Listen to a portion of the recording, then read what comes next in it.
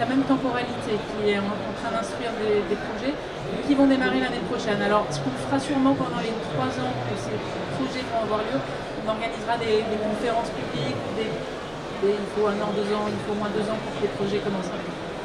Pour qu'il y ait une communication sur les résultats, des interactions avec les utilisateurs, mais ça se fera peut-être dans 2-3 ans. C'est comme ça qu'on va en tout cas procéder pour l'appropriation. Donc dans 2-3 ans, rendez-vous avec l'occasion de conférences, de présentation des résultats et de discussions. Alors pour compléter, c'est du long terme la recherche. On change d'échelle. À l'échelle nationale, là on a vu le programme équipement prioritaire de recherche One Water au bien commun.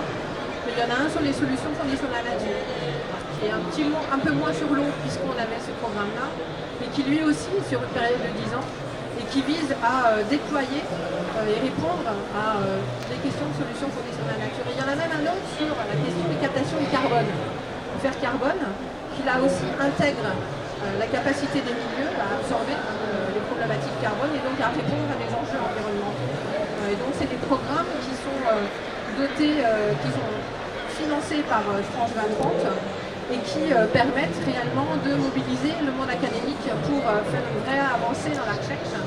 Et là, oui, ça commence, ces programmes commencent en termes de recherche. C'est tout nouveau dans la façon de faire, dans la façon de s'organiser. C'est un peu long à mettre en place, mais ça y est, c'est parti. Et là, je pense qu'on va réellement avoir un avancement dans un grand nombre de connaissances sur ces différents domaines. Je peux rajouter un élément de connaissance dans le réseau des Liquid Labs. Justement, beaucoup de collectivités mettent déjà en place des solutions fondées sur la nature. Je pense à Mechelen en Belgique, à Lisbonne. Et c'est déjà l'objectif dans cet atlas que vous pourrez consulter, d'identifier des municipalités qui mettent déjà en place de telles solutions, peut-être d'y avoir accès, de les contacter et de repartager ce qui existe déjà au-delà des connaissances qu'ils vont avoir.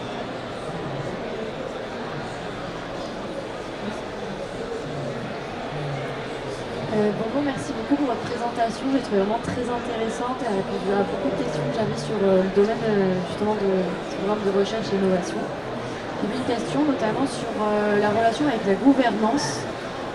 Comment est-ce que justement vous arrivez à assurer cette transversalité et est-ce que vous pensez que la science est réellement prise en compte pour les décisions? Est-ce que vous pensez que vous êtes écouté à ce sujet-là? Je pense qu'il y a plusieurs questions. Le rapport de la science et du partage des connaissances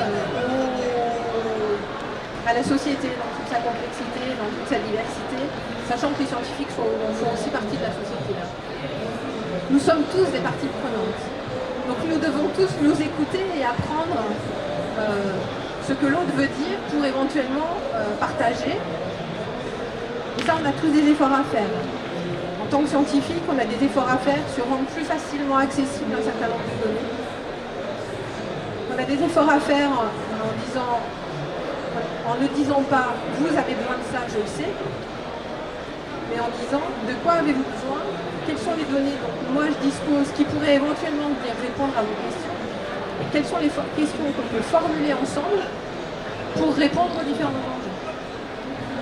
Là, il y a du chemin encore à faire. Mais ça se fait à différentes échelles. Venir en appui à la gouvernance, faire évoluer le modèle de gouvernance, ça c'est encore une autre question. Il y a plein de chercheurs qui travaillent sur la compréhension des différents modèles de gouvernance dans le domaine de l'eau et dans tous les autres domaines. On a cette chance en France d'avoir une très grande diversité finalement d'acteurs dont on ne comprend pas toujours la complémentarité ou qui jouent un peu des coudes en fonction des territoires, des échelles, des enjeux, des financements. Et donc là, il s'agit de réfléchir et de réenvisager en fonction de ce qui existe déjà, à comment peuvent s'articuler mieux les choses en fonction des questions qui sont posées et en s'inscrivant dans une logique d'échelle. C'est-à-dire qu'on voit bien les enjeux globaux, on a mis en place de grands dispositifs globaux, mais en fait, on voit bien que les problèmes ils sont très locaux.